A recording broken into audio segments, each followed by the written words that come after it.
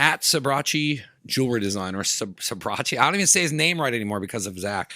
He's a sponsor of Now We Go, and he's a sponsor of this show. He's a dual sponsor. He's a gemologist. He's a jeweler. He's specialized in CAD design, and he's also a branding specialist. You need anything at all done in those categories, Matt is the best motherfucker for that. It's D'Antonio and Klein Jewelers in Philadelphia, PA, and he's also going to be doing it soon to be in Lehigh Valley, PA. You can call or DM for appointments. He's in Philly on 726 Sanson Street, and you can follow him on social media at Sabrachi Jewelry Design. He's made pendants for finishers. We're working on stuff together. It's not just jewelry. We're working on pendants and all kinds of things. He's making rings. He can do anything that you need, from design to gems to jewelers. He is the real deal, and I'm excited. He's a childhood friend who grew a diamond business. He's a jeweler. We did a podcast with him. It's a cool story. Check him out. Sabrachi Jewelry Designs. Mad Jays BBQ, www.madjaysbbq.com. They take cash. They take credit card. You can order online. Order online. It's the easiest for everybody. They can also call in their order. They got 2 locations. They are killing the barbecue game. Started out small. Now these guys got 2 separate locations. They're doing catering. They're doing pop-ups at Seven Sirens Brewery. What else can these guys do? The Nazareth location is over at 52 East Lawn Road. Anybody knows where Nazareth is? It's down past 7-Eleven, right next to Rita's. Shout out Calandra.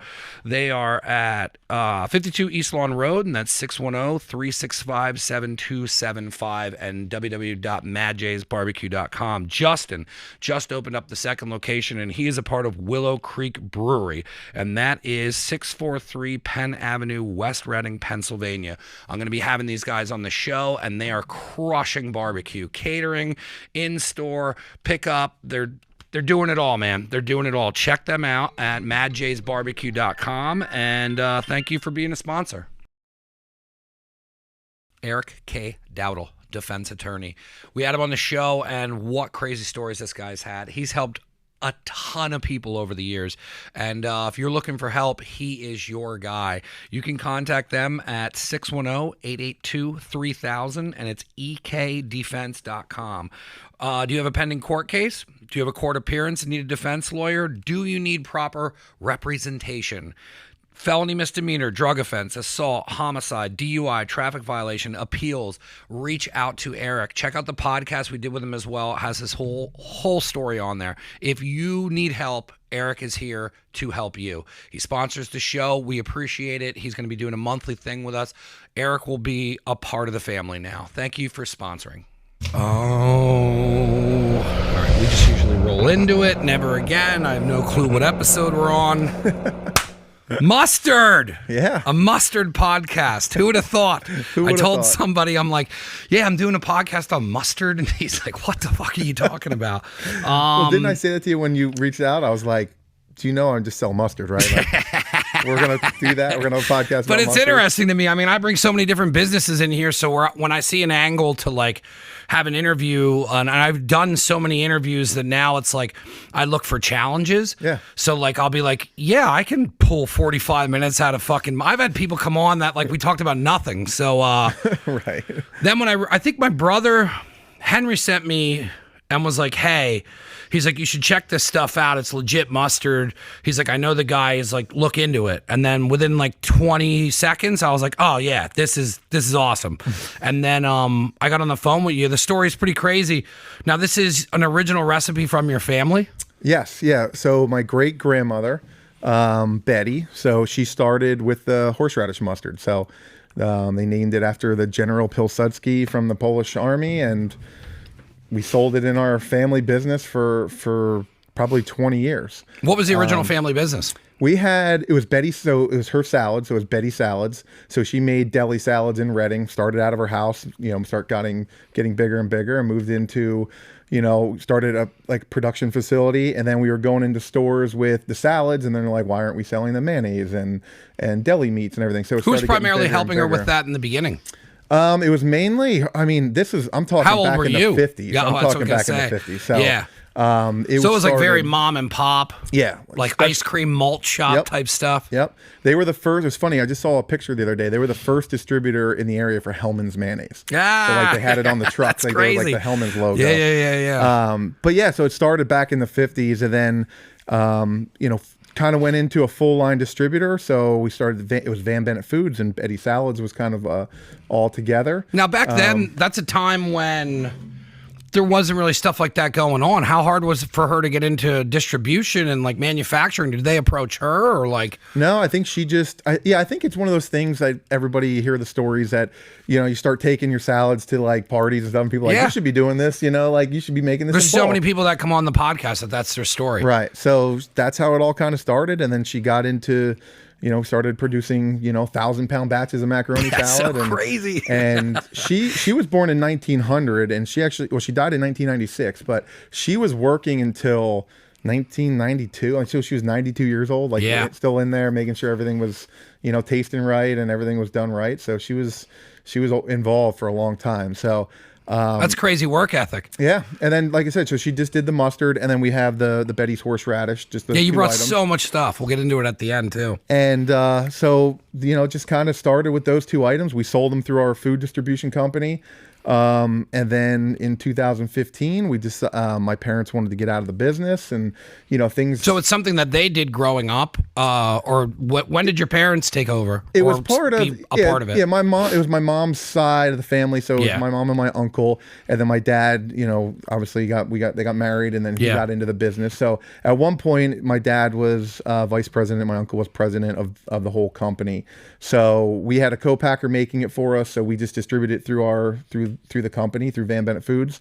That's got to be so crazy to grow up in a business like that for the family. Yeah, I mean, and that was always my plan, was to work there someday and hopefully eventually take it over. So summers growing, I mean, I can remember as a kid, we were in peeling potatoes or taking the crust off of bread to make bread filling and potato filling, like as a young kid. Well, that was my next question, was like, not question, but like, is that what you did in the summers for like extra money and stuff like that? It was kind of always that you guys worked there? Yep, we would come in and we would, if I had a friend or two, we would help pull orders or sometimes load the trucks just during the summer.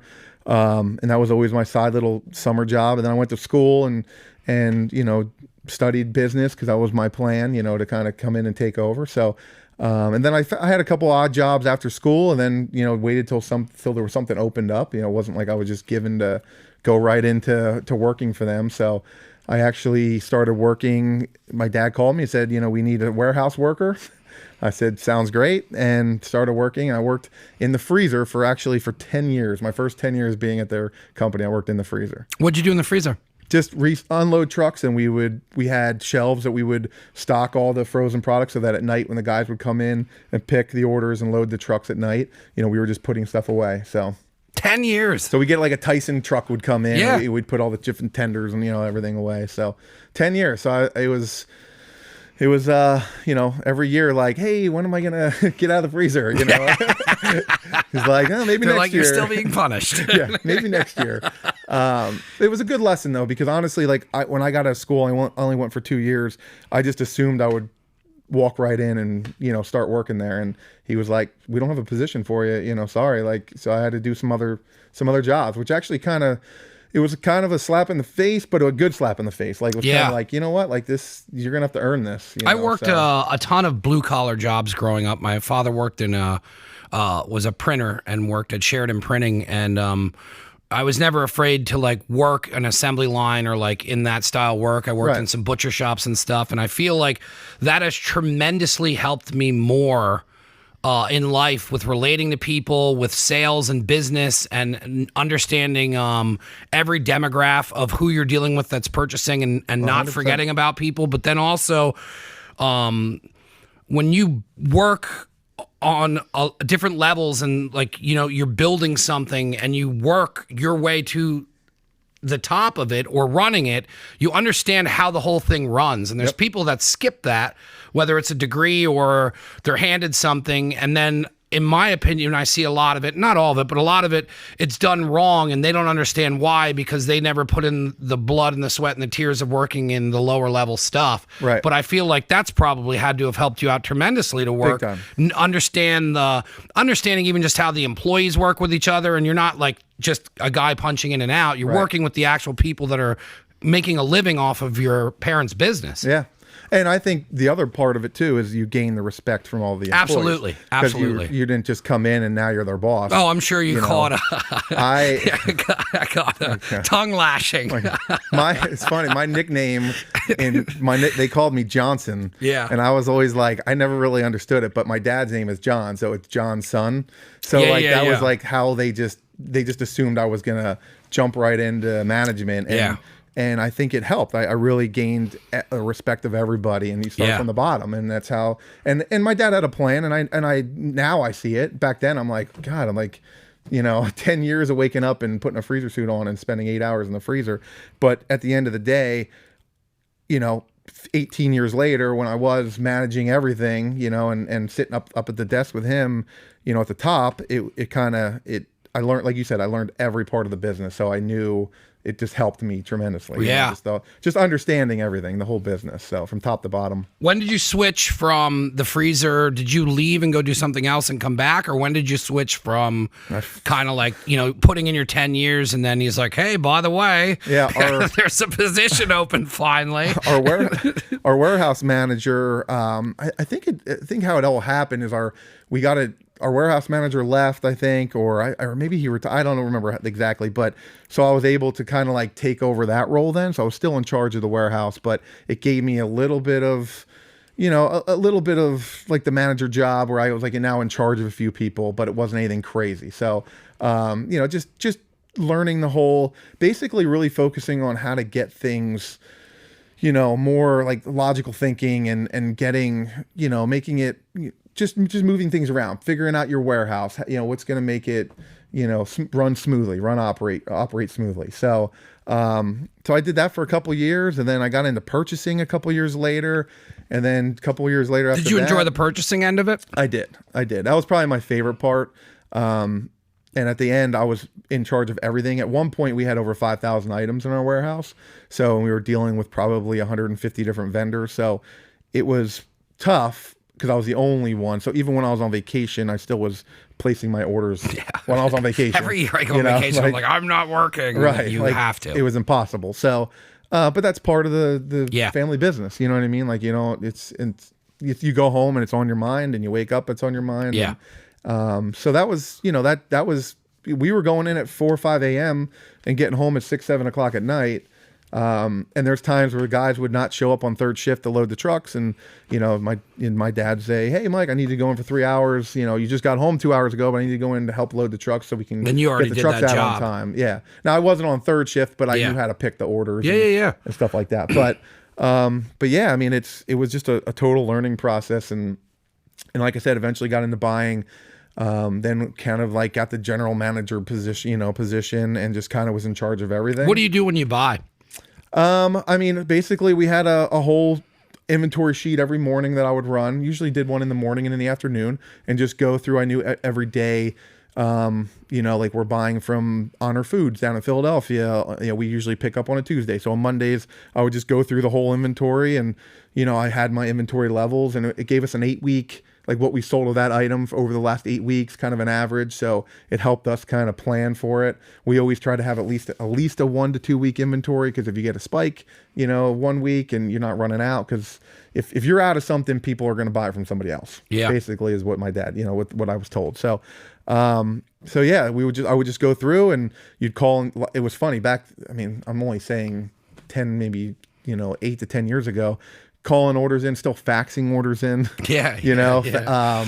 Still finally got into some more emails towards the end. I mean, but it was more, I was always a phone. I loved calling. Oh, I hate the phone is the best. I mean, the best. You could clear, I tell everybody, I'm like, you could, on a phone call, you can clear up 9 emails. Right. 9 emails. Especially then if somebody doesn't want to talk to you or doesn't have the time, they just kind of give you that like, hey, out of the office, or like when you're on the phone, like you just get stuff done. Right. I love getting on the phone. And I had great relationships with like the customer customer service reps. Yeah, for the you get to know the person. You know, and the salespeople, and it just was a good, you know. Email and text messages, you can't understand the conversation because you're reading it how you're interpreting it. On the phone, you can build a relationship. I mean, when we got on the phone, I was like, oh, cool. Like, I knew in 3 minutes, I was like, yeah, it's an easy podcast. We're going to be able to talk and communicate. If we would have done that all through email, I wouldn't have got any vibe on anything. Right. So I still do that. Even my sales calls, I call. I'm on the road a lot. I put a list together every day of my phone who I'm going to call. And that's like my Bluetooth. Time when I'm driving. It sounds awful. I don't talk on the phone. I am Bluetooth, but that's my time to get, and I've gotten more business from people that I've bothered them for 2 years. And finally you get that one chance where whether another distributor screwed them or whether someone asked for a certain item and they're like, you know what, this guy's I'm going to reach out, you know, I'm going to give him a chance. And I've had more business that way, and you just got to stick with it. I get frustrated. Trust me, 2 years of calling someone, and you can hear him in the background being like, "Oh no, tell him I'm, you know, I'm in the bathroom," you know, and I'm like, I just heard him say that. I can hear you. Like, but that happens, you know, 100 times, you know, over and over and over. So you just kind of have to, you know, I love the sales part because I'm a one-man band. I'm doing everything myself. I don't have any employees. I'm delivering. You know, well, that's kind of like what I wanted to walk up to. Yeah. So like now you went from the freezer and then you got into buying and then sales. And then now you're like general manager. So now because this was also the interesting thing that I also wanted to get into was you were saying like you're in Cabela's and all this stuff. Like how did you step into that position where you were growing the business? Because were you guys even in stores like that anymore, or is it something that you wanted to grow and expand where you saw kind of the grab to be like, oh, we could be doing this XXX in grocery stores and get the name out there more? Well, it's I have to kind of go back a little bit because so I was general manager for a few years, and then, you know, there was a time where the whole food industry was crazy. If you were a penny cheaper on chicken fingers than like say Cisco or US Food or some of the bigger guys, the people would buy from them because everybody was struggling a little bit. Where we were the local company, our customer service was unbelievable. Our sales reps are going to come and see you, but people got to a point where they didn't care about that. If they're going to save any money, they're going to buy from the big guys. So our business started to struggle. So we were kind of in panic mode. We didn't know, what the next step was going to be for us. I was in panic mode because that was my future, Yeah. Obviously. My parents are in their late 60s and they're like, do we want to do this forever? Like, we're working 12 hours a day, 6 days a week. So, it just ended up that they decided to get out of the business. They closed the doors. So we had 30 some employees, probably even maybe more than that after some of them working for 20, 25 years, for us, that we just ended up closing the doors. And so I kind of was in panic mode and came up with this idea that I'm going to start a company with the one mustard we have, the Polish mustard. So I'm going to name it Pilsudski LLC. I know really that's a really off the wall one, but yeah, so I started, that was the first thing I did. Literally my first week of being unemployed, I started that business and I bought the recipe from my parents, from my family.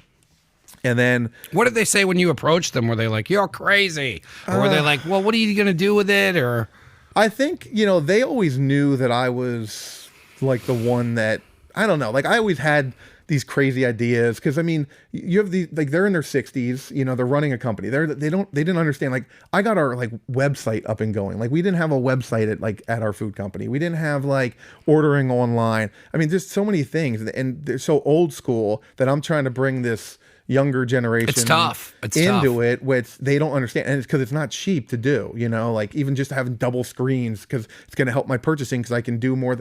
That was all a fight, trying to get them to switch over to that. But, I mean, they were supportive. I mean, they understood. I think they were in panic mode just as much as I was. And I had 3 young kids at the time. I was married at the time, going home and telling your wife, hey, I got to go on unemployment, because we decided to close the doors and it was tough. I mean, I'm not going to lie. It definitely was, it was a struggle, but But yeah, so I was like, you know what? I can do this. I already know the product. I loved going to like hunting and fishing shows. So I started doing, like, literally within 2 months, I was at a hunting fishing show in Oaks, PA, and we sold like $1,000 worth of mustard. And I was like, like light bulbs just kept going off. I'm like, like I could. Did you guys have the mustard already made before? Like, were you selling this mustard? I'm sure not all of them, but you had the original mustard recipe that you were selling originally. Yeah, just the horseradish mustard. Yeah. So that was the only one. And then you wanted to kind of angle just the mustard into the next phase of what you wanted to do. Yes. Now, when you started doing the conventions, which those are either awesome or they're extremely depressing when no one comes to your booth. I've had both. Same. So, like, were you just into hunting and fishing, and that was just kind of like a passion and a hobby you did, and then you thought you could blend it over into it? Yeah, every year I'd go to the big one in Harrisburg. Yeah, Great American Out every year. And it was funny because I would come home with pickles. I'd come home with barbecue sauce. I'd come home with. I didn't know that. Like, my friend, Jesse, who co-hosts the show, he goes to that, and he told me he went out because I think they just had it again this year, and there was a barbecue rub guy. I forget the name. I guess he's famous, whatever. But I was like, dude, they sell all that stuff there. He's like, dude, he was making chicken. Yeah. He was feeding people with the barbecue Yeah, you get rub. little samples. And so I always joke, I come home with all this food, and I'm like, but that's what people want too. Right. They want the free stuff. And I'm like, I never see mustard out there. Yeah. So like, I was like, I'll start doing some local ones. So anyways, like, to go back a little bit, so I started that. Everything got closed, at Van Bennett's, and I started my own thing. But I knew I couldn't do it full time, so I went and worked out at Deca Battery Company out in Fleetwood. That's smart, though. That's smart. And I tell people all the time, when I jumped into this full time, I knew I couldn't do it full time right away. So I went and got a job at Widow's washing dishes.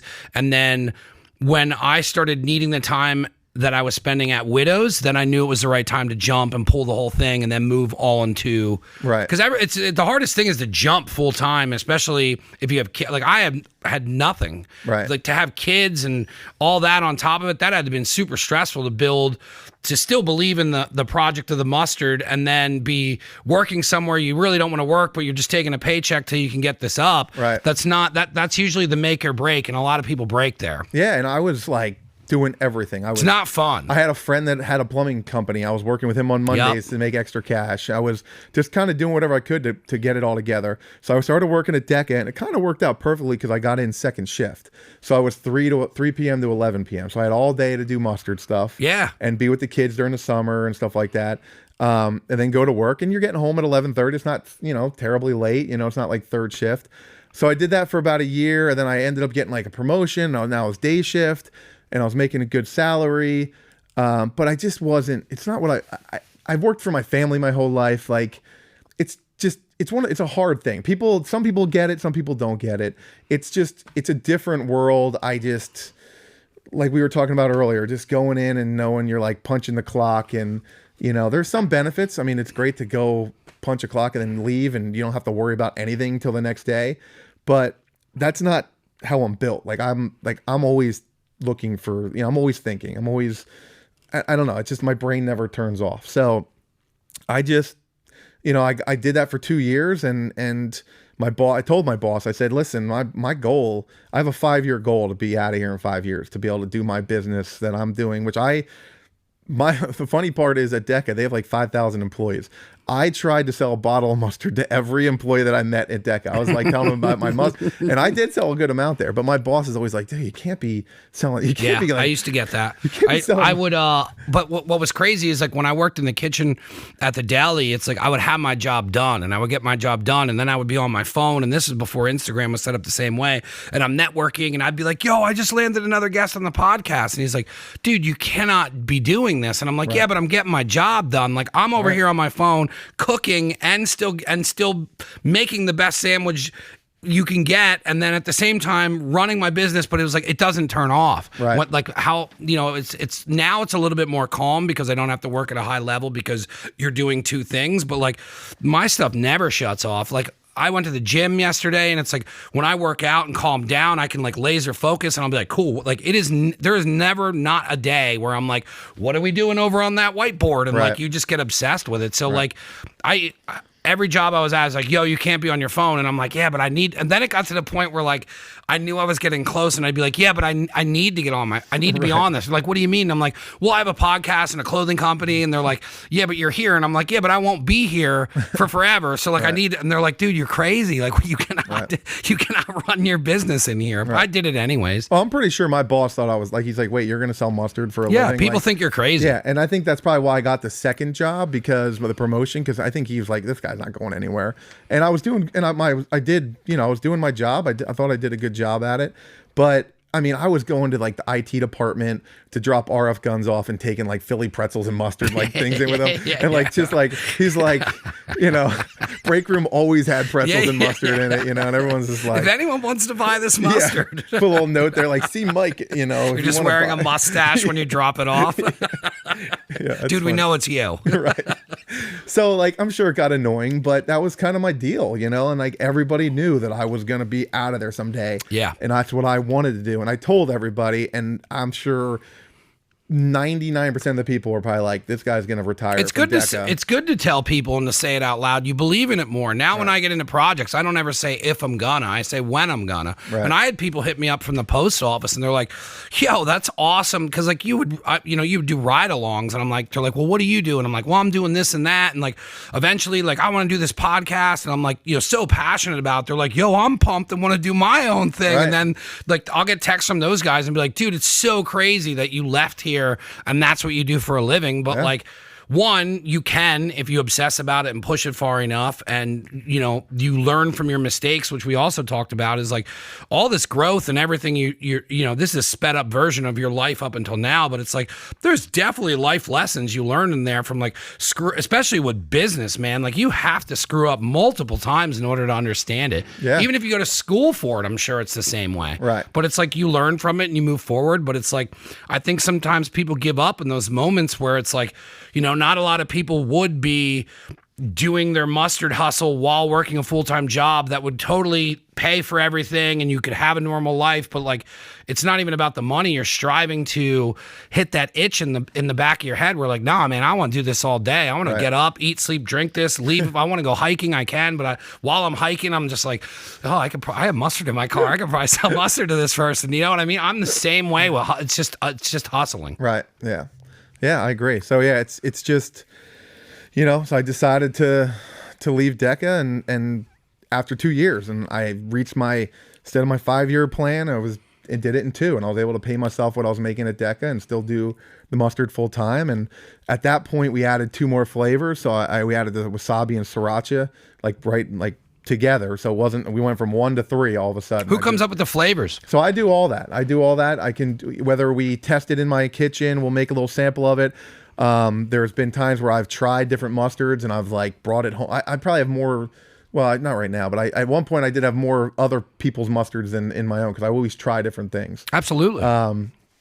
But yeah, I would just try something, or like even like the dill mustard, we didn't plan on doing, we were going to do a garlic mustard is what we kind of were planning for. And then how it all happens is I send stuff to a food scientist and then they break it down for you, tell you how to make it healthier. Cause so many things now, like gluten-free, all natural. Yeah. You know, 7 years ago, that wasn't, if you look at some of the, you can tell the older labels don't have made it with on Crisco. It. Yeah. MSG's in there, and there's high fructose corn syrup, and like those are the big words and the little words, but now we're updating all our labels because that's such a big deal now. Gluten-free, all natural. But that's got to be fun to take, because, you know, I would have questions for somebody on how you get a palate and how you understand even getting into mustard and foods like that. But you grew up in that industry of the different foods, and I mean, how you explained you're like this potato salad and all that, like that's how excited I am to talk to people about food. But not everybody can read food that way. But so for you to transition into your own thing, I mean, that must have felt awesome to kind of land in your own lane and then be able to be like, oh, I can take this from that old business, put it in here, and let's move this thing forward. Right. Yeah. And the fun part was, you know, what I learned quickly was it doesn't matter what I like. So I would get samples of the mustard made, and they usually do about 10 at a time, 10 different variations of it. I would have them send me, and I would have people over, and I'll be like, what, they don't know what's what, and I would just put it out and, let other people try it. Cause it doesn't matter if I like it. I have a weird palate. Someone else, it might not,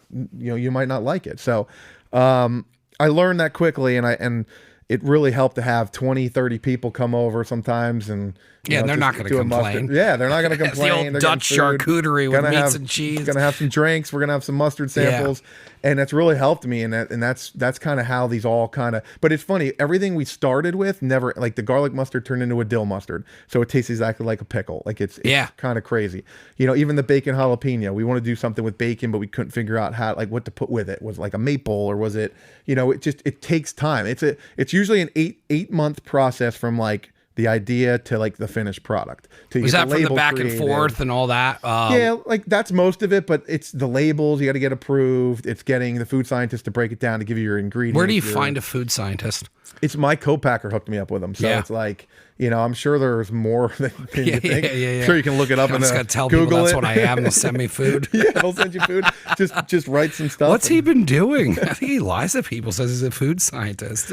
All day. But the cool part is I can tell them and say, hey, listen, I'm trying to get this to be gluten-free, all natural. And then they'll help me get it to that point. Hey, you're using high fructose corn syrup. Instead of that, you should be using this. Or, just that's the cool part. And then you kind of communicate back and forth. So that takes some time. I have someone that designs my labels, and it has to get approved. And then printing, it's a process. So did you keep the labels similar to what you guys grew up with? Yep. So if you was that the same artist and stuff that you were using before? Or? No, So all the mustards except for the original one. So if you look at the original one, the second one from your left. This one? No, this one. Yeah, that one. You see how General Pilsudski's his picture's on there. Yeah. So badass. So that's none of the other ones. They're all set up the same way, but they don't have his picture on it. Because I wanted to keep it kind of separate, and that's the original OG, like mustard. So it's funny. Most people come up at the show. Now they do are on the back, but not on the front, anyways. But most people come up and they say, "I want the original," because that's the original mustard. So we wanted to keep it a little bit different. We need to update. We're gonna in the next year. We're gonna totally, we're gonna keep. We've always been a yellow label. Do you do T-shirts with that dude on it? Yeah. Yep. Yeah. Yep. Yeah. So we do. Cool. We're always been the yellow label. That's how people remember us. I have so many people come up to me and say, "Oh my God, I remember this yellow label when my dad had mustard in the fridge. It used to be in a little jar." And that's just, they remember that yellow label. So we're going to update it. We're going to really get it, all the keywords, the gluten-free, the all-natural. I like it. It's got good vibes to it. I'm an American, made in USA is huge for me. I want to put something like that on there. So, I mean, it's just kind of, there's a lot of space in the front that's open and the back's kind of busy. So you got to just have to balance it and maybe update some pictures. Did you come up with all the branding? Yeah, I mean, do you like that aspect of it, of like designing and doing apparel and like the creative end of it? I do. I used to just do it for myself, like just to have some stuff because I thought it's important to wear like at shows and everything.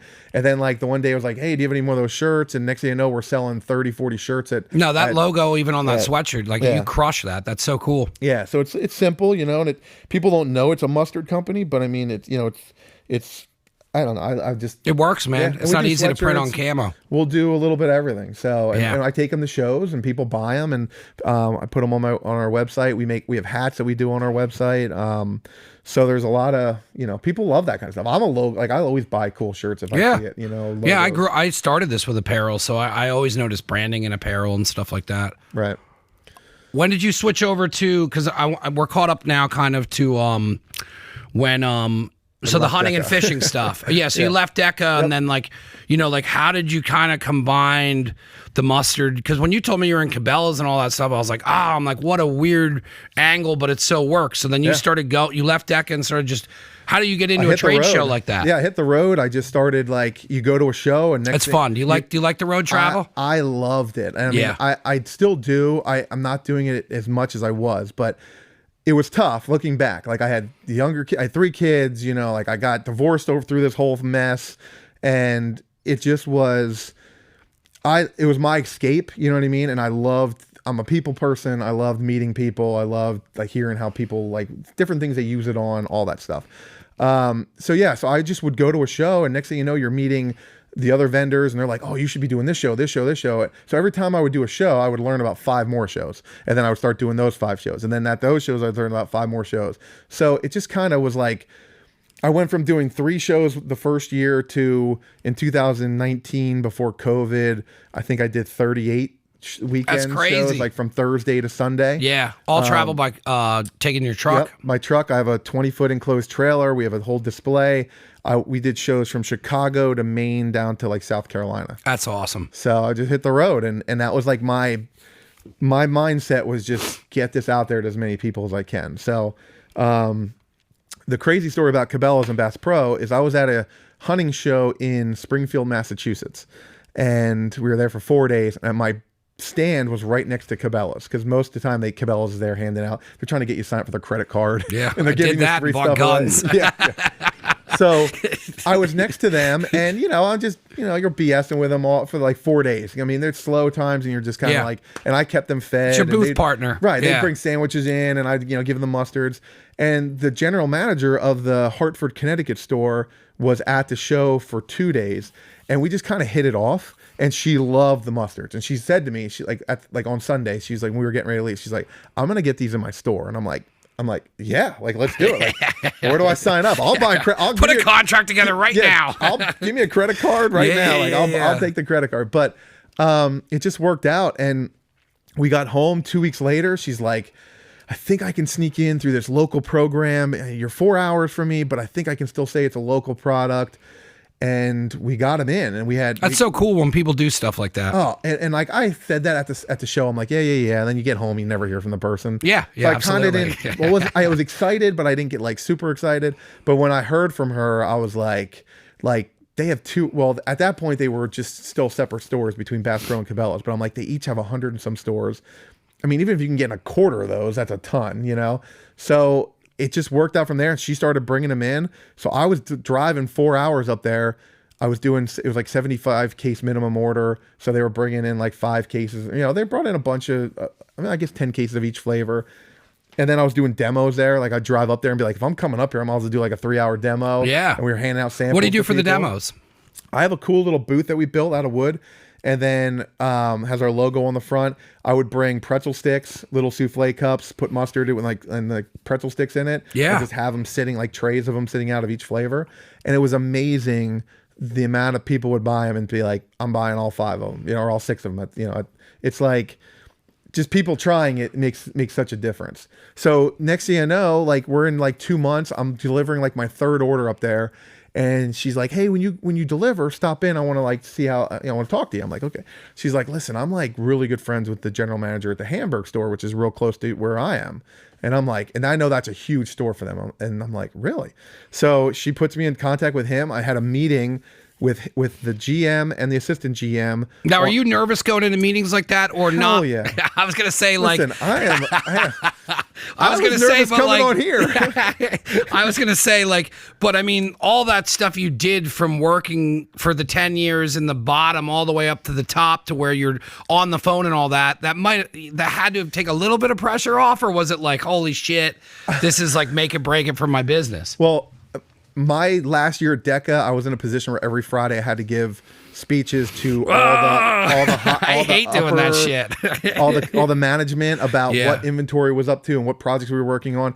And Wednesday night I would go home and like I'd be a disaster. Yeah. And once I got like 10 minutes into it, then I'm like, okay, like I'm in. Yeah. But like that time of going around the table to all the managers and like it gets closer to me and I'm like trying to drink water and I'm like can't swallow. Now you gotta piss. Yeah, and I'm like, and it just that was honestly a reason I left too. Oh, I would too. I hate public speaking and anything like that. But it's crazy. I can go to a show and meet 10,000 people. Yeah. And it's busy and there's noise around. Right. And I'm just, it's your own product. Like you're passionate about it. Yeah, absolutely. So I think that helps. I mean, I always get a little bit nervous, but going into those meetings, but yeah, what's that like? What do you wear to that meeting? Well, so listen, this is the funny part, okay? Because I recently started like I'm usually a bum, right? I'm in pajamas right now. I keep the top always cool, but I'm in flops, and I had the ladies on from the tattoo removal thing, and they're like done to the nines, and I just got sweatpants and flops on. I'm like, I'm not. What am I gonna do? Change when you leave? Right. Well, it was so funny because I went into a meeting with them. I had a hat on backwards. Yeah. Right. I think I wore jeans, but then I had like just a t-shirt on or something. And I went in and because my thinking was like, I'm not going to be who I'm not, who I'm not. That comes with a like, long time of doing, staying passionate and staying in a product and things that's yours. You start realizing that none of that shit matters. Right. Like, I don't need to have a specific hat on. Like, even when I go do stuff now, or I go meet up with people, I'm usually just rocking a sweatshirt and linen shorts. And I stop. I mean, before I used to make sure I had like all never again stuff on. I don't fit in any of that stuff anymore. But like, I used to really go above and beyond. And then I realized that like none of that shit mattered. They were sold on me being a nice person and like giving a shit about my product. And then people see how passionate you are. Mm-hmm. And then that's what makes the deal, not, right. You know, you're in a suit and you're like, hello. Right. You know, I mean, maybe for some shit, but I never thought that did anything for me. But my whole thing is I go in there with food. Yeah. Like I'm coming in with Philly salt pretzels that are warm. I'm coming in. Yeah. I'll cook hot dogs and sausages if I have to. Yeah. I even bought a bag before I went up to meet with them. I went in and bought a bag of their jerky, but it's not the jerky, it's the meat sticks or whatever, like their brand, the Take Up 2. Like, you know, I had that goes there. with your stuff. So yeah, and I'm like, you know, and within 5 minutes they actually were, I had them all laughing. And that helps too. And the GM was like, I love how you came in here. You have like a hat on backwards. You just don't give a crap. Like you're just like, yeah, I'm here for my product. I'm not here to impress you from personally. I'm here to like, I want you guys to try this. Here's a whole bunch of food. I can tell you all the BS you want to hear. I can give you my sales pitch, but yeah, that's what I was going to ask you that. Like, do you get into like the history of your grandmother and the family story and then kind of get into it? Is it like a small wrapped up thing? I mean, because that is super important that it comes from family. I do. I think people love the story part of it, and they know it's not like I just bought some random company and just started, you know, promoting it. That it's my great. I'm like fourth generation, and it's, you know, been in my family. So I think that that's always part of it. I usually don't start with that. I usually just get them, like a lot of people want to do PowerPoint presentations. I get the food in front of them as soon as possible, because then that's going to help like break it up a little bit. You know, they're going to be occupied with that, and then also listening to what I have to say. And then usually within a couple minutes, it's like everyone's like, "Oh wow!" Then next thing you know, they're calling, "Jim, come down to the conference room. You got leverage that when they're telling other people to come down." Next thing you know, there's 20 people in there, and I never even had to do my speech. And literally, I'm not lying. I left. So at Cabela's in that meeting, I was warehousing my stuff in Schuylkill, which is 10 minutes north of Hamburg. The guy gave me an order. He's like, "We'll take 25 cases of each flavor. When can you have it here?" I was like, "An hour?" And I literally went up, picked it up in my warehouse, and brought it back. That's gangster. Within 2 hours, I have pictures on my social media. What did he say when you sold him on that? He had to be like, "What?" Yeah, he's like, "Well, we need time to put it like in our system," and I'm like, "Well, you have an hour. Like I could be here in an hour." And he's like, "Let's do it." He's like, "That's awesome." And literally within 2 hours. That drive to get the mustard was probably so awesome. Oh my God. I was like, it's like blasting music. Let's go. Yeah. I'm not the person to like call people and like brag about it. Yeah. But like I did. I probably did 1,000 fist pumps in the car, and I probably skipped in my car. I was like, you know, I'm all happy. It's weird when you call people like that, because you're not bragging. You just want to share, because it's such a buildup inside, because it's like you're after these things, and sometimes I don't even tell people what I'm trying to do anymore, just because like I've told people so many things and then it didn't work out, where it's like, you know, I'll call people and be like, "Yo, I did this," and they're like, "Cool." Right. And then I'm like, "Oh, this just sounds like I'm just bragging to you," but like you need to share it with somebody. Yeah. I usually call my mom, and she'll be like not understanding anything. Okay. Right. Yeah. And I mean, and that's the hard part, is like, you know, my parents want me to succeed, but it's also like, then in my back of my head, they're like, "Why didn't you do this while you were, you know?" Because I was in the freezer. God damn it. So, you know, I just never, it was nice. I never really, I guess, had that person to like, you know, call and be like, "Hey, my friends could care less." And, you know what I mean? So it's like, you know, you just kind of keep it in, and you have ways to express how, you know, how sometimes awesome I'll just go and have a beer. Yeah. Listen, then that turns Tell into a bartender. She's like, "Sell me." What are you tell me here your for? story. Yeah, you want to buy Bloody Mary mix? You know how many times I've actually had stuff in my car and have been places and they're like, "You have some here?" I'm like, "Yeah, I have in my car," and I come in and start selling it. But yeah, no, it was so I literally within 2 hours I made the delivery, went back in the store. And they had a huge display by the register, helped the guys unpack it onto the display. So within 2 hours, I was So you had taking displays pictures. and everything just because you were selling stuff in other places already? No, they pulled out this rack like from the back on wheels. That's so much had fun that they 5 do stuff shelves. like that. Yeah, and we loaded it up. We could fit like 36 bottles on each shelf, and they were doing it all. They had the stickers done already with the prices, and I was like, so within 2 hours, I started. I'm like. I think I posted something like, how often can you go into a meeting with like a big company like Cabela's or Bass Pro, and within 2 hours, they already have product on their shelves? Well, when you told me you had Cabela's and Bass Pro, I was like, dude, that's not easy to do. No, it's not at all. It's not easy to get them to respond on an email. No, and it was definitely a process with them. So that took 2 years probably, and then I was in those 2 stores for a while, and I was delivering to them, and then I got lucky. Somehow one of the GMs brought my name up at a big summit, like, in California, like a meeting of all the managers about these products because they're making a ton of money on it. Like for what they're paying for it. I mean, they're selling them for $4.99 a bottle. And I mean, they told me they're making more money on those mustards than anything else in their store. Oh my God. And there was actually a couple months at the Hamburg store where I had the first, second, and third highest volume SKUs out of their whole store. That's crazy. 3 of the flavors of mustards out of their thing. Yeah, because it's mustard at Cabela's. Yeah, and it's an impulse buy. It makes sense. And they have a little fudge section or whatever. But so we're in the grilling section, and then the rack that does the best is the one by the register. Absolutely, that's an impulse buy. Yeah. But I just got lucky. They brought my name up, so they were like, "Okay, we're going to bring you in to more stores, but we want to start you out. We're going to start you in 10 stores. So from Hampton, Connecticut, up as far south to Virginia Beach. So there's like 5 Cabela's and 5 Bass Pros in between because that's when they merged now. So they're all one company.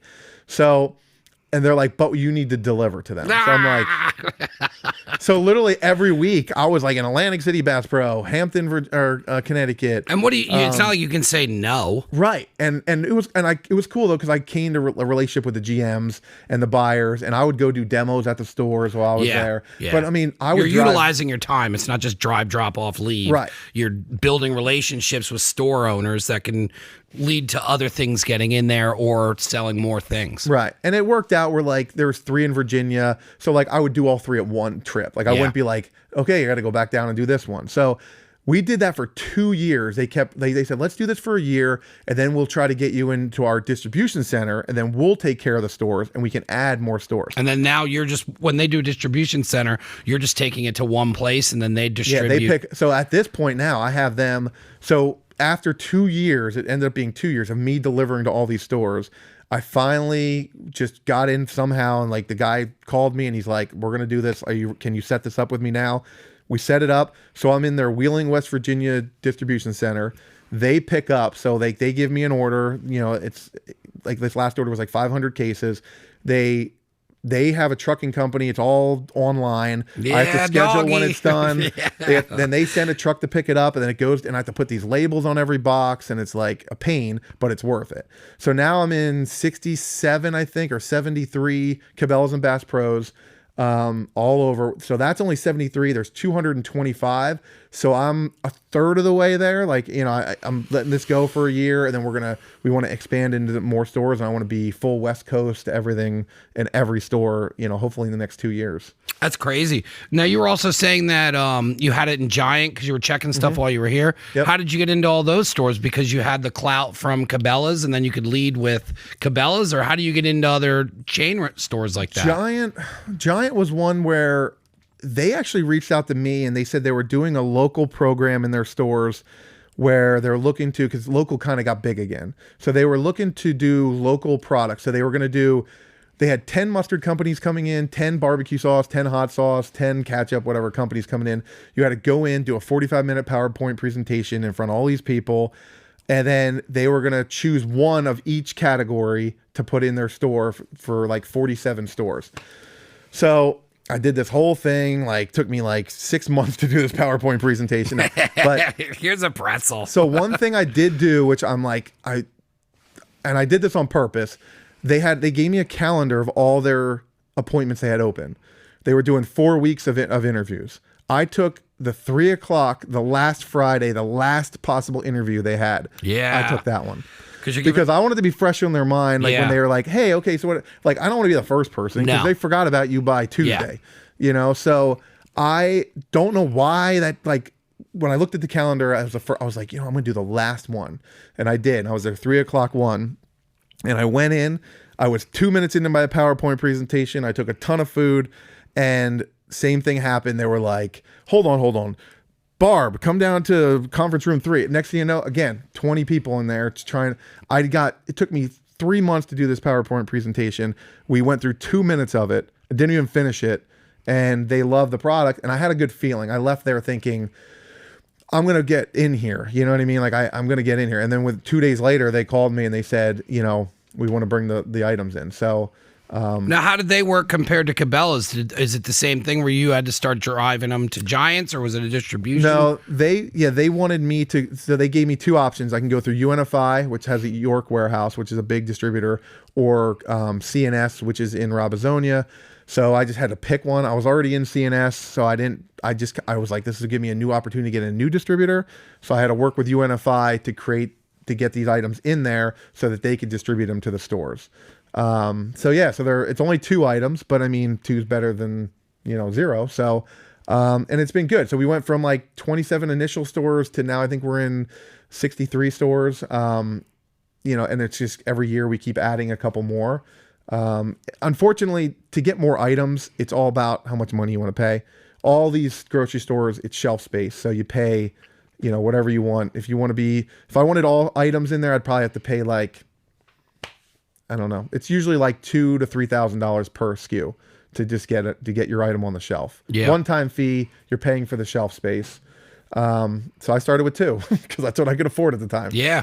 So, but no, and that's going good too. So it's just once you start getting like on our flyer, once you start getting some of these big names on your sales sheet, a Redner's, a Giant, the Bass Pro and Cabela's, then you get a little bit more clout, like you said. Yeah, like you get a little more people will listen to you and not think you're just some, little. I always look at it as like fishing bait. You know what I mean? Like, I am a really small company, but I mean, I'm lucky I have some big customers. So yeah, but it's also not easy to get into Cabela's and Bass Pro Shop, and the fact that you did that, and then they stand behind the product, and you're halfway to being in every single thing that they do, and you're doing demos with them on a small scale. It's like the companies that are coming in after that are smaller than them, correct? Right. So it's like if you got the big guns up front, why wouldn't they come aboard? Because they know that you're going to do sales because you're already doing it in a bigger store. Right, and that's what people say. They're like, if your number one volume customers are Cabela's and Bass Pro, and they believe in your product, then why wouldn't it sell here at a grocery store? You're at a hunting. That's crazy. Store. What a crazy story to get those 2 first. Yeah.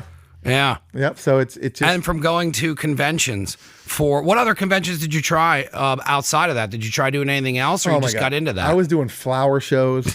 Yes. I was doing women's shows, like art shows. We do a pepper festival, beer festivals. Yeah, beer's got to go. Yeah, they're good. But the problem is people, by the end of the thing, people get drunk and they forget that, they forget about your mustard. Yep. I used to do the tattoo conventions, and then after a couple of them, you realize that everyone's there to buy tattoos. They're not cheap, and all their money goes to that. And then on the way out, they might be grabbing a T-shirt because they got $20 left, but then they only are buying one T-shirt. So if there's other T-shirt people, it's a hard sell, and it sucks sitting there all day. It does. When you I went to one.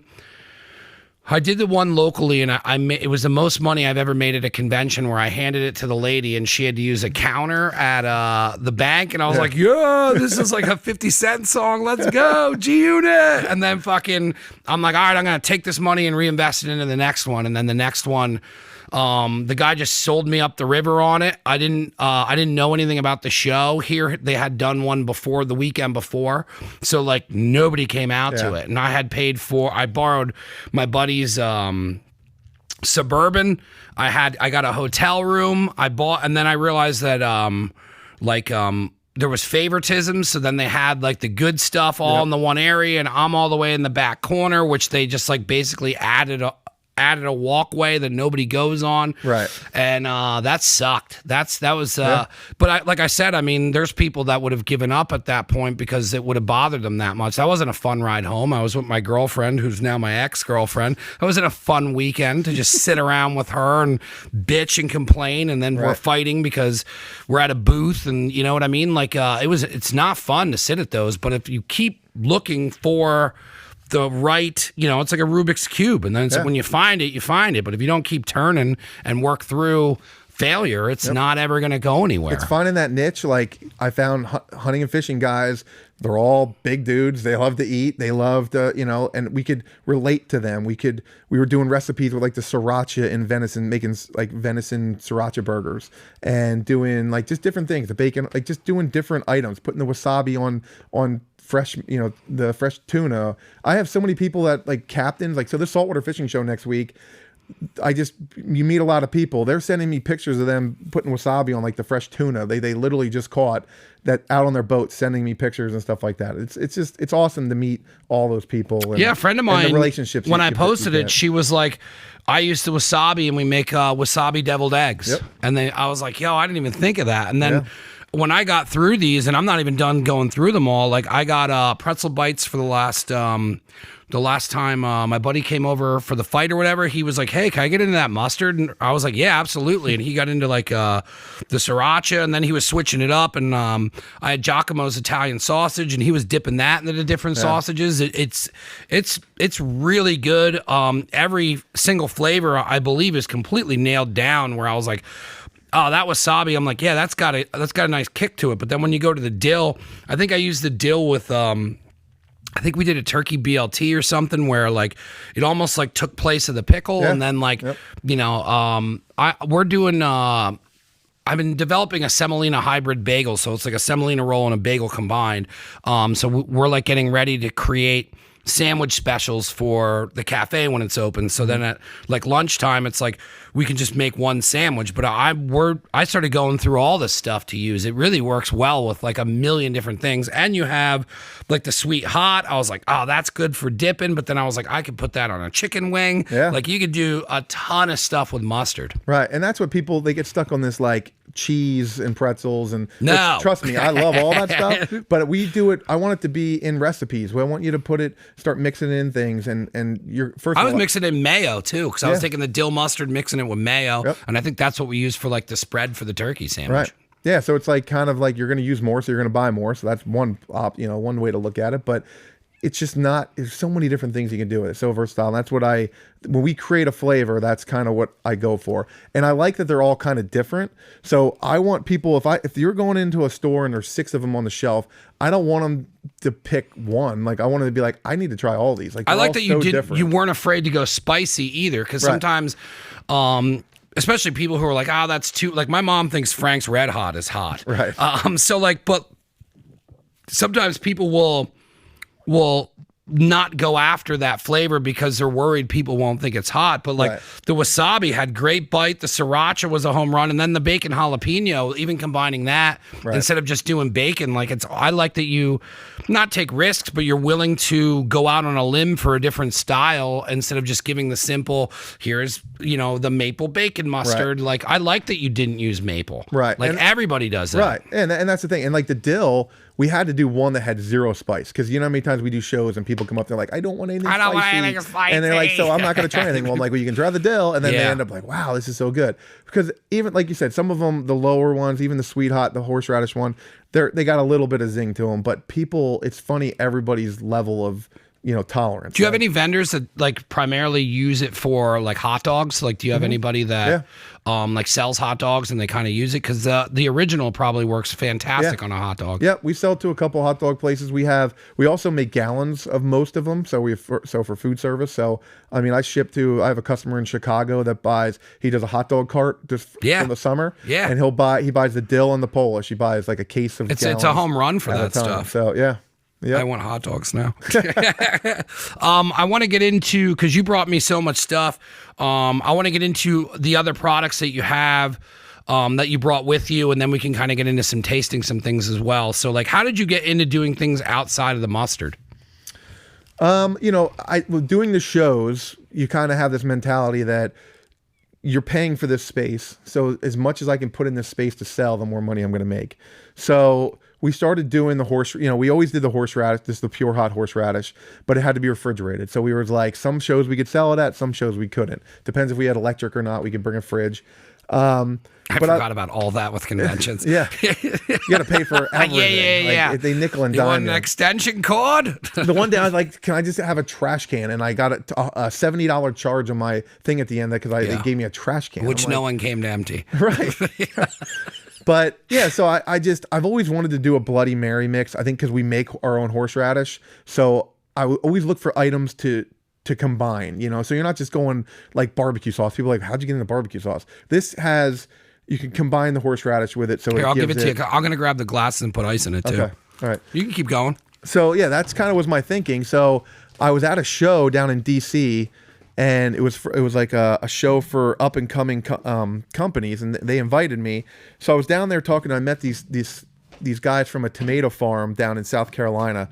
And I was telling them about this. I wanted to do Bloody Marys, and I make my own horseradish. So I shipped them a couple gallons, and they sent me some samples, and we found this like perfect blend. It's got some habaneros in it. It's spicy. It's a little bit thicker than most Bloody Mary mixes. So next thing you know, we're doing. We do 600 bottle batches, and we're on our third batch. The horseradish? Yeah, so I mail them down the horseradish, and then they mix everything else in there with it. So, and this was a tomato farmer? Yeah, it's a tomato farm down in South Carolina. Oh, thank God, I was able. Oh. All right. Oh, Oh no, that's the thing came in there. Okay. Good thing that wasn't on camera. I wish it would have been. So a lot. Cheers. Yep. A lot of the good reviews we get on this is that it's one of the few you don't have to add stuff to. It smells fantastic. I love, like, we put pickles in ours. You put bacon, you put celery. Yeah. You put all that stuff in, but everybody always adds more horseradish. Everybody always adds more, or a hot sauce or different things. So.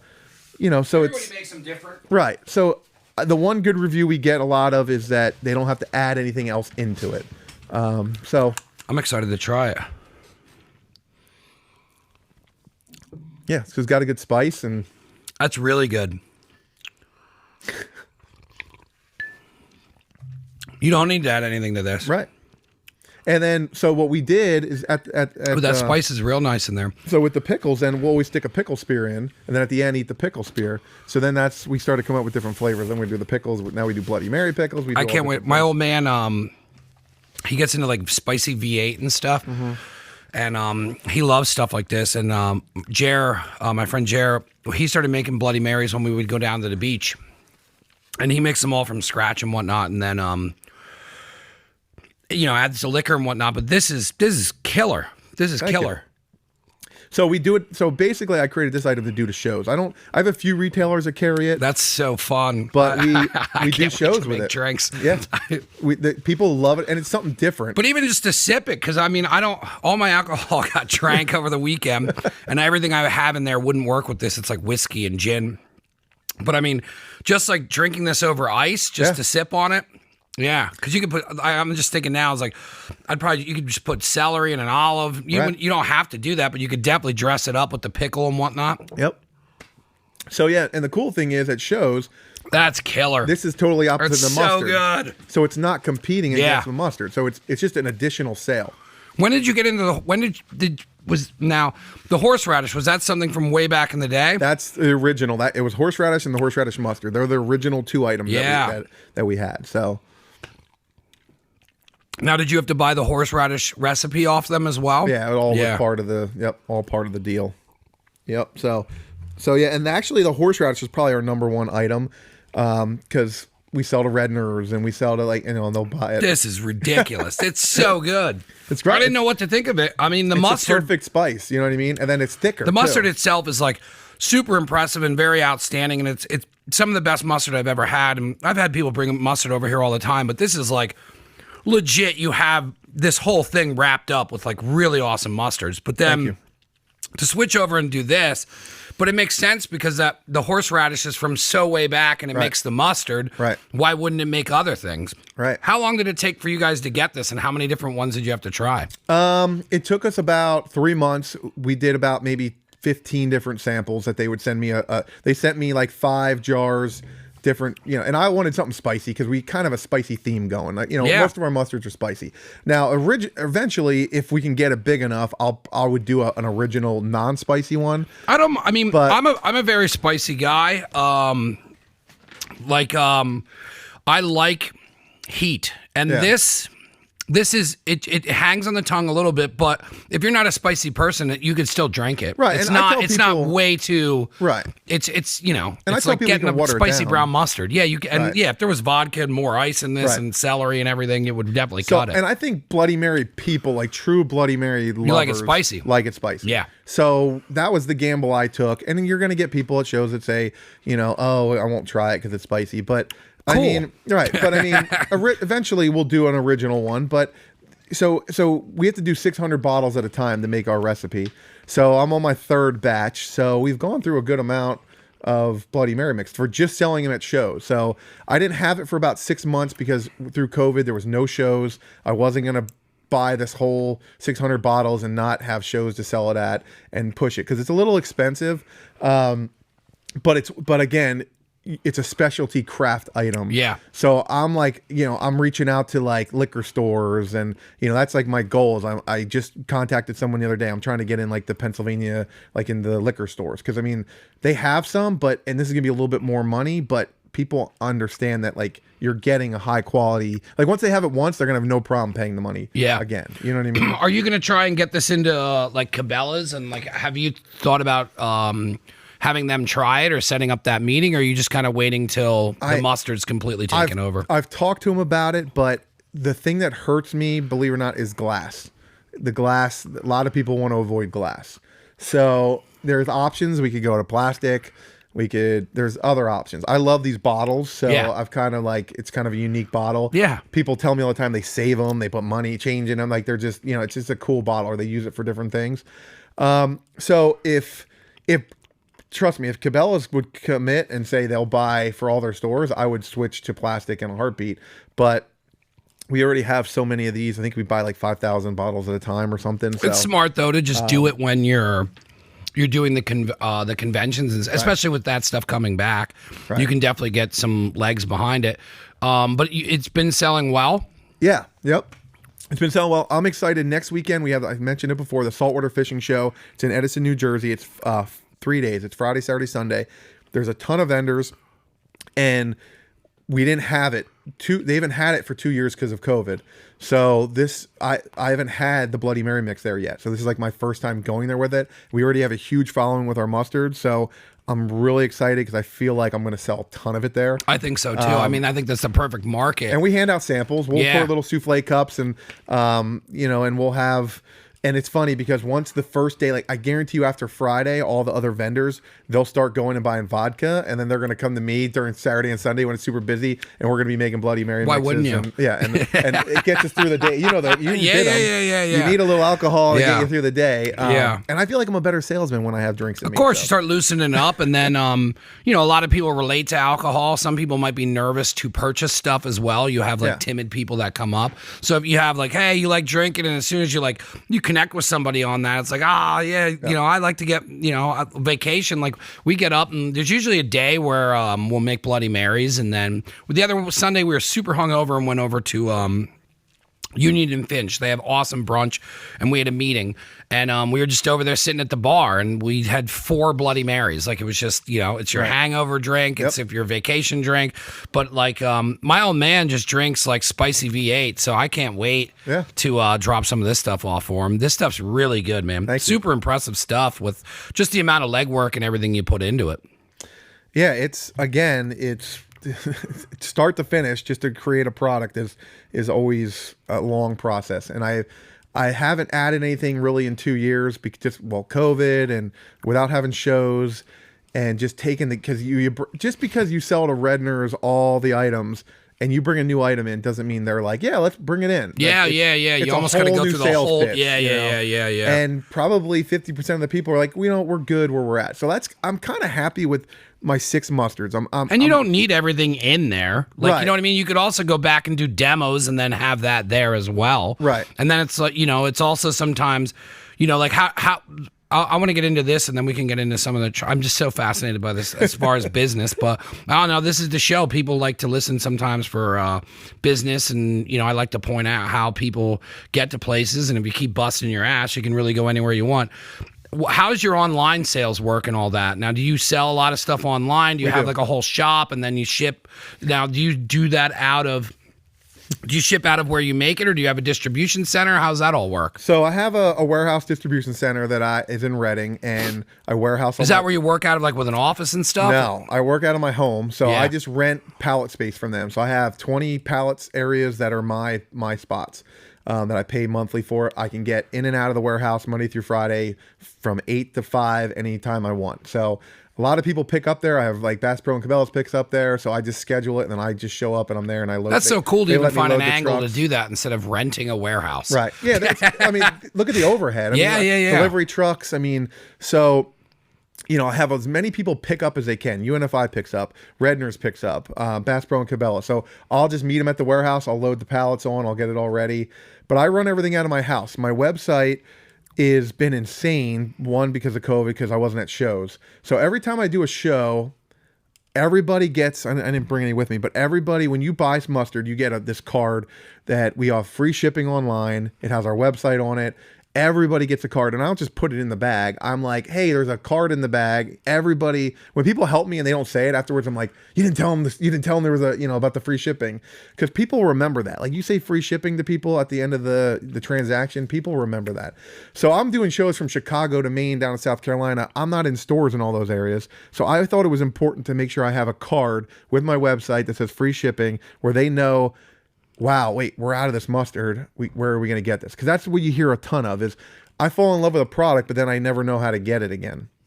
So, I mean, our website's on our bottle and everything, but that's our online business got huge just from doing shows, because people usually see it like 2 or 3 months after the show's over.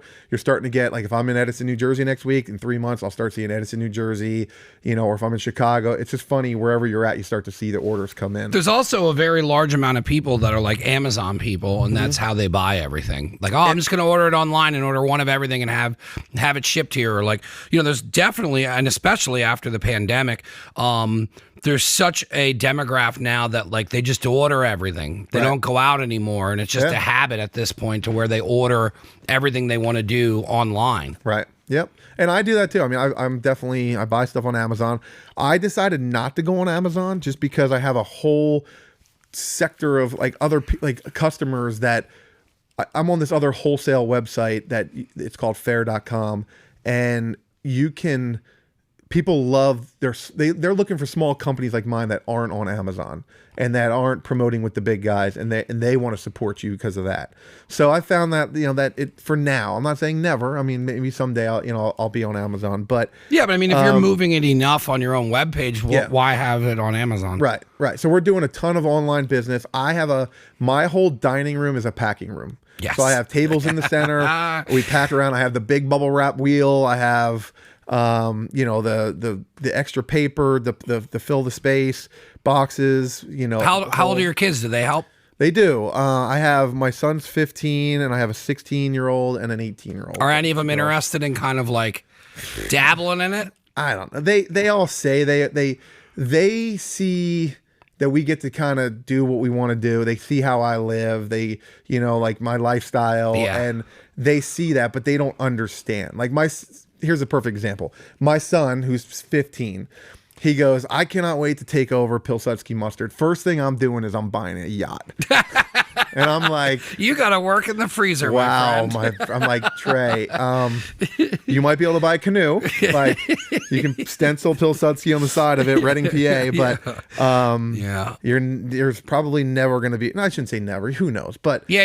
but, you know, but I'm like, this is just how kids think. They don't Yeah. understand. But It's a different generation growing up. yeah, but they know that I'm a hard worker. I'm always Yeah. doing something. I'm, you know, I don't know. I would love for somebody to get into it. That's kind of would be my end game goal, is to have somebody kind of get into it and let Work me, with them like how you worked with your father and your family. Yeah, and then let them get into it, and then they can keep going, and then they can kind of, that could be my retirement plan. Like, I'm still, you know, kind of get paid through them and kind of help here and there, and you know, someday hopefully retire. But there's also the option somebody could come in and buy me. I've already had offers from people, Yeah. you know, companies that want to get you off the shelf, or whether they just are looking for a product that they know is up and coming. Like Shark Tank. Yeah, That kind of thing. Well, yeah. So I mean, there's a lot of options. I love what I'm doing now. I'm 43 years old, so I'm not in any rush to do anything. I know this is going to keep growing like crazy. Every year, even through COVID, we've been increasing. So, and I'm kind of refocused. Like, I was doing on the road 39 weekends. Now, since COVID, I'm going to kind of dumb it down to 10 shows, and I really focused on getting into more distributors and, you know, really growing and I have a broker now and just different things like that. So Yeah.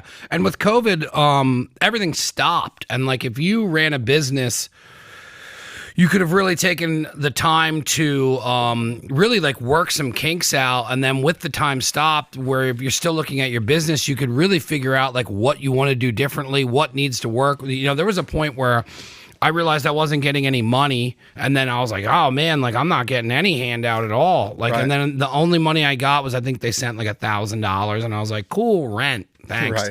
Right. So if you took advantage of that time, and then like once I got back into the swing of things, it was like you can kind of start at a new pace and kind of like pick and choose and like slow down a little bit and kind of like push off the rat race, and then kind of, you know, there was definitely time to take advantage of the entire world being stopped. Right. Yeah. And I mean, and COVID, like, listen, COVID, an awful thing, whatever, but it actually was a good thing for me because it helped me refocus. Yeah. And I took the time to kind It of changed step my back. business completely. Yeah, I kind of took the time to step back. And I mean, my kids, you know, my daughter graduated last year. You know, she plays field hockey and basketball. I mean, I was there for every game. Like, if I was on the road in 2019, I would have been probably missed 2/3 of her season. Yeah. You know what I mean? And you kind of, those are the times you don't get back. And everyone tells you that. And you're always like, hey, but they go quick. It goes quick. I can't believe I have 2 in high school and 1 in college right now. And I'm able to be there for everything right now, which is huge for me because it always kind of ate me up inside. Like, I knew, hey, well, I'm trying to do this for our family and trying to do this, but I knew in the end of the day, like, they're like they look up in the stands and I'm not there. You know what I mean? So it's kind of refocused for me. And I realized to grow, me being on the road 40 weekends and selling, you know, 500 bottles of mustard and, you know, at a hunting show is good, but me getting into a distributor and getting into Giant or getting into Bass Pro and selling 500 cases at a shot is the way I'm going to grow, you know? So it kind of really helped me refocus. And I think it's been, you know, I think this last year has been, there's so much stuff going on right now. Like, I have so many different things going right now that in a moment could turn and be huge, you know? Where do you, well, that's kind of like, I'm going to start wrapping up, but like, where do you see this in the next couple of years that you would like it to be? You know, I'm definitely a goal-oriented person. I have my, you know, my stuff written down and, you know, I've been ahead of schedule, but then, you know, I know it's not always going to be that way. I'm also realistic where I know that there's going to be a hiccup year. And, you know, I just think I have big goals. I'd love to, I'm small now. Like, someday I want to be nationwide. I want to be a household brand. Yeah. You know, like you hate to use examples like French's and Heinz because they're huge, but something where people recognize it and it's not just a Northeastern, you know, company that we're selling to, you know, we're in San Francisco, we're in Alaska, we're in Florida, you know, it's everywhere. So, and it's actually a real possibility. I mean, things are going good. I mean, it's definitely, I wouldn't be doing it if I didn't have any, like, if there was no way it was going to happen. Do you know what I mean? Like, I realize it's a realistic goal. So No, I mean, the story's nuts. To hear how you got into it all the way up until, there's just so many interesting parts with you working in the freezer and then your father kind of making you earn the positions and then that business kind of folding up, but then you seeing opportunity and turning it into this and then to grow that with doing the conventions and, a lot of was skipped over with the amount of sacrifice you've had. Saying you're on a road trip's one thing, being in a car and sacrificing and going through all that and putting yourself through the ups and downs of travel and the business and then seeing it grow somewhere and then to crush those meetings at Cabela's and get in the Bass Pro. And, even when you came here, you're like, I stopped by Giant to check on my product. Like it's really remarkable to see how obsessed, how passionate you are. And I think that's the biggest thing to take out of this podcast is to see the growth of what you did by just your obsession and passion to grow this business. And it just seems like it's paying you back tenfold for how much you're putting into it. Thank you so much for even driving here in this terrible snowstorm we got. And then just for bringing all the different mustards and the Bloody Marys and the horseradish, and I'll post all that stuff too. But I want to give you a moment to promote how anybody can get these, what shows you're going to be at, or where anybody can kind of catch or pick up the mustard. Sure. Yeah. Well, I'll start with our website. So it's www.pilsudskimustard.com. It's Pilsudski mustard.com. We have free shipping on there. You can it's a minimum of 4 bottles. You can buy up to a case. You can mix and match any bottles you want. We have the horseradish on there. We do have the Bloody Mary mix on there for sale too. You can buy a single bottle or a 2-pack. Again, we have free shipping on everything. So definitely go on the website. There's also a place to sign up for newsletters or anything we post. You'll get an email. I promise you will not get something every day. It'll just be, I try to do something every other week, maybe just a list of where we're going to be or new items or any kind of feedback. So we're not, overbearing with that whole thing. We do have a show. It's our first show of the year, believe it or not, in Edison, New Jersey. There's a saltwater fishing show or fishing expo. It's at the Raritan Convention Center, I think. So that's Friday, Saturday, and Sunday. And we'll be there. There's a ton of cool stuff there. There's stuff for kids. There's a ton of stuff. It's a really cool show. You could come to a fishing show and leave with some mustard. That would be great for me. Or the Bloody Mary mix. Yeah, or Bloody Mary mix. So we'll be there. We have a couple other shows. If you go on our website, we do have a little tab on there saying where we're going to be, upcoming shows. We don't have a ton booked this year because a lot of stuff is still canceling. We are going to be at a hop sauce festival in Beach Haven, New Jersey. That's the second weekend in June. So they have bands, they have food. There's sauce companies like mine. There's alcohol. There's literally everything. It's a whole day. It's at the beach, which is fun. So you can look that up. I think it's hopsauce.com. We'll be there. And then we do a big fair up in New York for a 7-day fair. It's called the Dutchess County Fair. We'll be there in August. So we do have a few events, but nothing crazy. Like I said, I want to try to keep it like 8 to 10 a year now. So plus with everything getting canceled, right. For different stuff. Right. So, we do also have, I'm going to throw this in. I know we do have a farmer's market stand down in Shillington at the Shillington Farmer's Market. We're open Thursday, Friday, and Saturday. We do sell the mustards there. We make our own pickles there. We have Betty salads. Betty was my great grandmother, so we make about 40 different kind of deli salads: potato salad, macaroni salad, chicken pot pie. I'm really excited to get into that. We do bread beet eggs. Dips.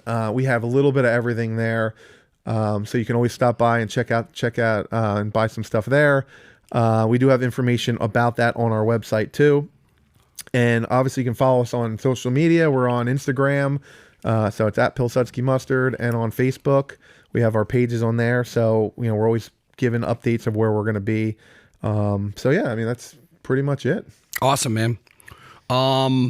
Thank you so much for coming on. If you're a first-time listener, first-time watcher, it is everythingneveragainstudio.com. We have the past shows there. Links to our YouTube, Spotify, everywhere that you can listen to this is located on there. Our clothing's on there. The clothing is getting a rehaul, and we're going to have a separate drop shipping for that, just so I don't have time to run the clothing company anymore, so it'll be drop ship. Sorry for everyone who picks up here, but you will now just get it mailed to you. NeverAgainClothing.com. Check that out. If you want to sponsor the show, you can hit me up. Just contact me on Instagram is the easiest to get a hold of me, or you can email me. That my email is also on there. And the YouTube, support the YouTube. Growing that. I got to get to 1,000 subscribers. We're halfway there. So please check that out. And go buy all this mustard. It's good. Yeah, and the Bloody Mary. Bloody Mary, yep. I'm really excited to get into those. Thank you so much for coming on, man. I appreciate it. Thank you, Mike. Appreciate it. Dude, this stuff's... The mustard's really fucking good. This is beyond impressive what you've done with this. Thank you.